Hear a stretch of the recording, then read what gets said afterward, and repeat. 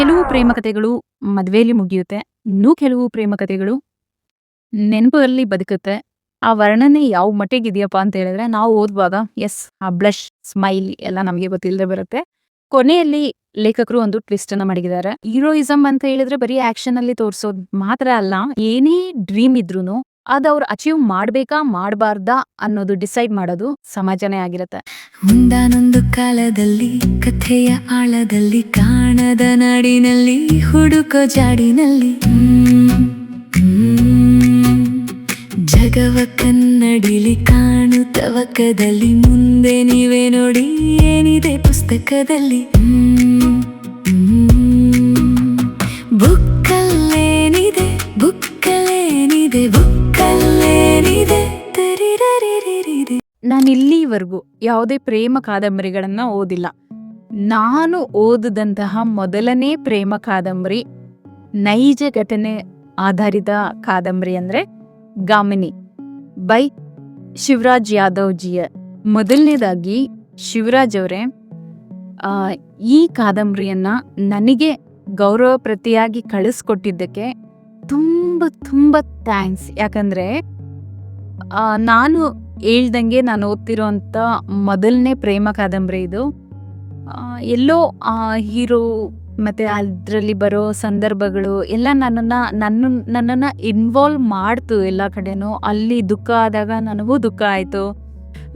So ನಾನು ಕೂಡ ಈ ಕಾದಂಬರಿಯಲ್ಲಿ ಟ್ರಾವೆಲ್ ಮಾಡಿದೆ. ಇಷ್ಟು ಅದ್ಭುತವಾಗಿರೋಂಥ ಕಾದಂಬರಿನ ನನಗೆ ಕಳಿಸ್ಕೊಟ್ಟಿದ್ದಕ್ಕೆ ಧನ್ಯವಾದಗಳು. ಈ ಕಾದಂಬರಿ ಹೀರೋ ಹೇಮಂತ್ ಒಬ್ಬ ಸಾಧಾರಣ ಮಧ್ಯಮ ವರ್ಗದ ಕುಟುಂಬದ ಹುಡುಗ. ಡಾಕ್ಟರ್ ಆಗ್ಬೇಕು ಅನ್ನೋ ಕನಸನ್ನ ಬಿಟ್ಟು ಲ್ಯಾಬ್ ಟೆಕ್ನಿಷಿಯನ್ ಕೋರ್ಸ್ಗೆ ಸೇರ್ತಾರೆ. ಅಲ್ಲಿ ಅವ್ರಿಗೆ 3 ಜನ ಫ್ರೆಂಡ್ಸ್ ಸಿಗ್ತಾರೆ, ಸಾವಿತ್ರಿ, ಮಂಜಮ್ಮ ಮತ್ತೆ ಕೊಟ್ರೇಶಿ. ಸ್ವಲ್ಪ ದಿನಗಳಲ್ಲಿ ಇವರ ಫ್ರೆಂಡ್ಶಿಪ್ ಬಾಂಡಿಂಗ್ ಹೇಗಿರುತ್ತಪ್ಪ ಅಂತ ಹೇಳಿದ್ರೆ, ಎಂಥ ಕಷ್ಟ ಆಗಲಿ ಒಬ್ರಿಗೊಬ್ರು ನಿಲ್ತಾರೆ. ಈಗ ಮಾಡಬೇಡ ಈಗ ಮಾಡು ಅನ್ನೋ, ಈ ಥರ ಮಾಡು ಅಂತ ಗೈಡ್ ಮಾಡ್ತಾರೆ, ಈ ಥರ ಮಾಡಬೇಡ ಅಂತ ಅಡ್ವೈಸ್ ಮಾಡ್ತಾರೆ. ಸೊ ಇವರ ಫ್ರೆಂಡ್ಶಿಪ್ ಬಾಂಡಿಂಗ್ ಈ ಮಟ್ಟಿಗಿರುತ್ತೆ. ಈ ಕಥೆಯ ಹೀರೋಯಿನ್ ಬಂದು ಪ್ರಣವಿ. ಎಕ್ಸ್ಪೆಕ್ಟೆಡ್ ಹುಡುಗ ಮಿಡಿಲ್ ಕ್ಲಾಸ್ ಆದರೆ, ಅಂದರೆ ಹೀರೋ ಮಿಡಿಲ್ ಕ್ಲಾಸ್ ಆದರೆ, ಹುಡುಗಿ ಆಬ್ವಿಯಸ್ಲಿ ರಿಚ್ ಗರ್ಲ್, ರಿಚ್ ಫ್ಯಾಮಿಲಿಯಿಂದನೇ ಬಂದಿರ್ತಾರೆ. ಸೊ ಆ ರಿಚ್ ಫ್ಯಾಮಿಲಿಯಿಂದ ಬಂದಿರೋವಂಥ ಪ್ರಣವಿ, ಅವರ ಅಣ್ಣ ಗಿರಿ ಮತ್ತು ಅಕ್ಕ ಜಾನ್ವಿ, ಇಷ್ಟೂ ಕ್ಯಾರೆಕ್ಟರ್ಸ್ ಈ ಕಾದಂಬರಿಯಲ್ಲಿ ಟ್ರಾವೆಲ್ ಮಾಡುವಂಥ, ಕೊನೆವರೆಗೂ ಟ್ರಾವೆಲ್ ಮಾಡುವಂಥ ಪಾತ್ರಗಳು. ಹೀಗೆ ಹೇಮಂತ್ ಮತ್ತೆ ಪ್ರಣವಿ ಲವ್ ಸ್ಟೋರಿ ಸ್ಟಾರ್ಟ್ ಆಗುತ್ತೆ. ಎಲ್ಲ ಲವ್ ಸ್ಟೋರಿಯಲ್ಲಿ ಬರುವಂಥ ವಿಲ್ಲನ್ಸೇ ಇವ್ರ ಸ್ಟೋರಿಯಲ್ಲೂ. ಹಣ, ಕ್ಯಾಸ್ಟ್, ಈ ಥರ ನಿಧಾನವಾಗಿ ಪ್ರಣವಿ ಮನೆಯಲ್ಲಿ ಇವರ ಲವ್ ಬಗ್ಗೆ ಗೊತ್ತಾಗುತ್ತೆ. ಅದಾದಮೇಲೆ ಅವ್ರ ಅಣ್ಣ ಗಿರಿ ಪ್ರಣವಿಗೆ ಮ್ಯಾರೇಜ್ ಪ್ರಿಪ್ರೇಷನ್ ಮಾಡ್ತಾರೆ. ಅದ್ ಕಡೆ ಹೀರೋಗೆ, ಹೇಮಂತ್ಗೆ ಯಾವುದೇ ಜಾಬ್ ಇಲ್ಲ, ಏನಿಲ್ಲ, ಮನಸ್ಥಿತಿನೂ ಚೆನ್ನಾಗಿಲ್ಲ, ಬಿಟ್ಕೊಡೋ ಮನಸ್ಥಿತಿನೂ ಇಲ್ಲ. ಸೊ ಇದು ಸಿಚುಯೇಷನ್. ಅವರ ಲವ್ ಸ್ಟೋರಿ ಸಕ್ಸಸ್ ಆಗುತ್ತಾ ಆಗಲ್ವಾ, ಮದುವೆ ಆಗ್ತಾರಾ ಆಗಲ್ವಾ, ನೀವು ಹೋಗ್ಬೇಕು. ಈ ಕಾದಂಬರಿಯಲ್ಲಿ ನನಗೆ ಹೇಮಂತ್ ಅನ್ನೋ ಕ್ಯಾರೆಕ್ಟರ್ ಸಖತ್ ಇಷ್ಟ ಆಯಿತು. ಯಾಕಂದರೆ ನಮ್ಮಂಥ ಮಿಡಿಲ್ ಕ್ಲಾಸ್ ಜನಕ್ಕೆ ಬೇಗನೆ ಕನೆಕ್ಟ್ ಆಗ್ತಾರೆ. ಈ ಪ್ರೀತಿ ಅನ್ನೋ ಸ್ಟೇಜ್ ಬಂದಾಗ ಹುಡುಗಿನ ಅಥವಾ ಮನೇನ, ಮದುವೆನ ಅಥವಾ ಕೆರಿಯರ, ಎಷ್ಟೊಂದು ಅವಮಾನಗಳು, ಅಸಹಾಯಕತೆಯಿಂದ ನಿಲ್ಲುವಂಥ ಸಂದರ್ಭಗಳು, ಇದನ್ನೆಲ್ಲ ಫೇಸ್ ಮಾಡೋ ಅಂತ ನಮ್ಮ ಹೀರೋ. ಸೊ ಹೀರೋಯಿಸಮ್ ಅಂತ ಹೇಳಿದ್ರೆ ಬರೀ ಆ್ಯಕ್ಷನಲ್ಲಿ ತೋರಿಸೋದು ಮಾತ್ರ ಅಲ್ಲ, ಈ ಥರ ಸಿಚುಯೇಷನ್ಸ್ನ ಹ್ಯಾಂಡಲ್ ಮಾಡಿದಾಗಲೂ ಹೀರೋಯಿಸಮ್ ನನಗೆ ಈ ಕಾದಂಬರಿಯಲ್ಲಿ ಸಖತ್ ಇಷ್ಟ ಆಯಿತು. ಎರಡನೇದು, ನನಗೆ ಈ ಕಾದಂಬರಿಯಲ್ಲಿ ಮಂಜಮ್ಮ ಕ್ಯಾರೆಕ್ಟರ್ ಸಖತ್ ಇಷ್ಟ ಆಯಿತು. ಯಾಕಂದರೆ ಮಂಗಳಮುಖಿಯರ ಲೈಫ್ ಹೇಗಿರುತ್ತೆ ಅಂದರೆ, ಅವರ ಕಷ್ಟದ ದಿನಗಳು ಹೇಗಿರುತ್ತೆ, ಅವ್ರು ಫೇಸ್ ಮಾಡುವಂಥ ಚಾಲೆಂಜಸ್ ಏನೇನು, ಮತ್ತು ಅವ್ರಿಗೆ ಏನೇ ಡ್ರೀಮ್ ಇದ್ರೂ ಅದು ಅವ್ರು ಅಚೀವ್ ಮಾಡಬೇಕಾ ಮಾಡಬಾರ್ದಾ ಅನ್ನೋದು ಡಿಸೈಡ್ ಮಾಡೋದು ಸಮಾಜನೇ ಆಗಿರುತ್ತೆ. ಅದಿನ್ನೆಷ್ಟೇ ನಿಯಮಗಳು ಬರಲಿ, ಅವರ ಐಡೆಂಟಿಟಿ ಇಷ್ಟು ಮುಂದುವರೆದಿರೋಂಥ ನಮ್ಮ ಸಮಾಜದಲ್ಲಿ ಎಲ್ಲೋ ಒಂದು ಕಡೆ ದೂರನೇ ಇರುತ್ತೆ.